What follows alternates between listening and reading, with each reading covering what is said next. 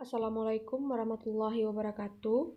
Saya Lydia Ningsi dengan NIM 18230024. Baiklah, di sini saya akan mempresentasikan hasil mereview artikel internasional saya dengan judul memperkirakan prevalensi obesitas dewasa di tingkat lingkungan berdasarkan faktor sosial ekonomi, perilaku, dan lingkungan binaan di New York City.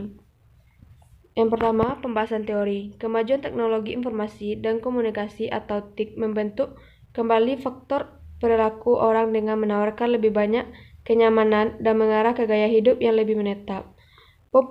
Popularitas makanan cepat saji dan perkembangan transportasi dan TIK mendorong orang yang mengkonsumsi lebih banyak makanan cepat saji atau minuman manis dan mengurangi aktivitas fisik karena berjalan kaki setiap hari yang lebih pendek atau bersepeda jarak jauh, membuat orang pada peningkatan risiko obesitas. Selanjutnya, kasus yang dibahas. Keluarga yang kekurangan secara sosial ekonomi lebih memungkinkan mengalami obesitas karena terbatasnya akses terhadap makanan sehat, misalnya buah-buahan dan sayuran. Terbatasnya akses ke fasilitas rekreasi, misalnya ruang hijau, gym, tanah bermain, dan sebagainya. Gaya hidup yang buruk, misalnya pola makanan yang tidak sehat, kualitas diet yang buruk, asupan minuman manis dan beralkohol dan tembakau, durasi tidur yang lebih pendek, kualitas tidur yang buruk karena kondisi perumahan yang buruk, dan sebagainya. Selanjutnya, objek penelitian. Data skala lokal tentang prevalensi obesitas, status sosial, ekonomi, faktor perilaku, dan karakteristik lingkungan binaan sebagian besar diunduh dari NYC, Community Health Profile and Atlas. Persentase orang dewasa yang obesitas yang sama dengan persentase orang dewasa yang mengalami obesitas. Indeks massa tubuh atau BMI 30 kg per meter kuadrat atau lebih. Berdasarkan tinggi dan berat badan yang dilaporkan sendiri, digunakan untuk mewakili POAO di setiap area lokal.